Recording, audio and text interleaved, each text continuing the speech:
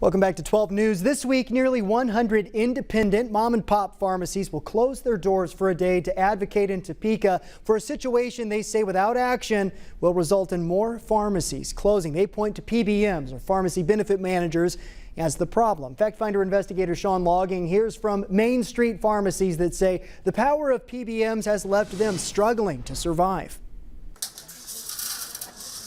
When medications are needed. That's the calling of the pharmacist. We are that conduit of the drugs and the information to the patient. Access is vital. Most accessible healthcare professional in small towns. The local pharmacy, a prominent feature on rural main streets, and access to care wherever you might live.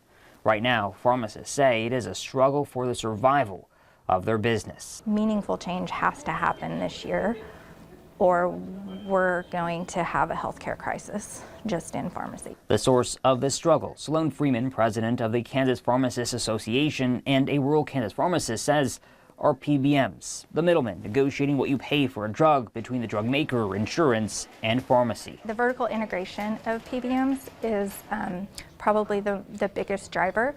They own the insurance company, and then they own the middleman, the part that negotiates the contracts with the pharmacies, and then they own their own pharmacy on top of it. And so they have all of the pieces. Dan Davis has worked at El Dorado True Care Pharmacy since he was a teen, and for 16 years has worked here as a pharmacist. Dan says over the years, the PBMs have become more powerful, and they're leveraging their power over independent pharmacies. He says it's reached a breaking point, being reimbursed at or below what it costs for a drug. When they're able to dictate the terms in such a significant way, we have no ability to fight back. We're handed take it or leave it contracts.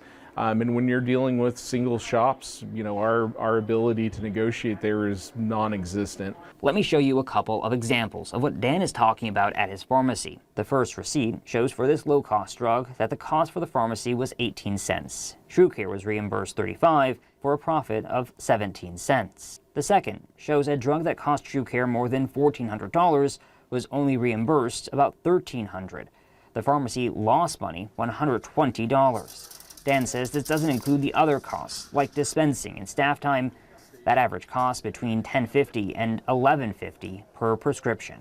That doesn't include, every business's right to gain a little bit of profit to keep the doors open, to provide that stability for our employees and our community. Dan says the low reimbursement is why they didn't continue a contract with one of the larger PBMs, meaning they will no longer accept certain insurance plans. We've had to decide that, we were going to move on from a large segment of our patients so that we could keep our doors open, essentially.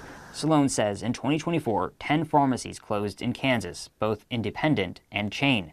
They were among thousands across the country. Getting to a point where we can't afford to pay our pharmacists. The association representing PBM says the work they do saves patients and payers an average of $1,000 a year, creating networks of more affordable pharmacies, getting rebates from drug manufacturers, and managing specialty meds.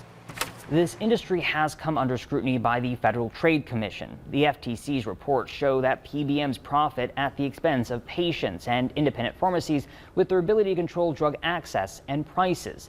The top three account for 80% of drugs dispensed in 2023.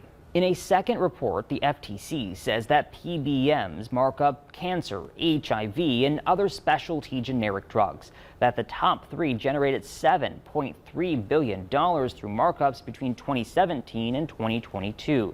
The FTC also says that they reimburse affiliated pharmacies at higher rates. It's really tough to have to make those decisions of what insurances we're going to take in 2026 and if we're going to carry this drug. It's creating so-called pharmacy deserts across the state. And in rural Kansas, when one closes, the next closest won't have the capacity to take all those patients on. It's important for us to keep fighting for our patients every day, but at some point, we're going to have to fight for our own businesses too. Sean Logging, 12 News. The Kansas Pharmacists Association is working to introduce legislation to regulate PBMs in Kansas, similar to measures passed in other states. PCMA, the association representing PBMs, disputes the FTC's reports, saying it's based on anecdotes and anonymous sources, using cherry-picked case studies while overlooking data supporting the value of PBMs.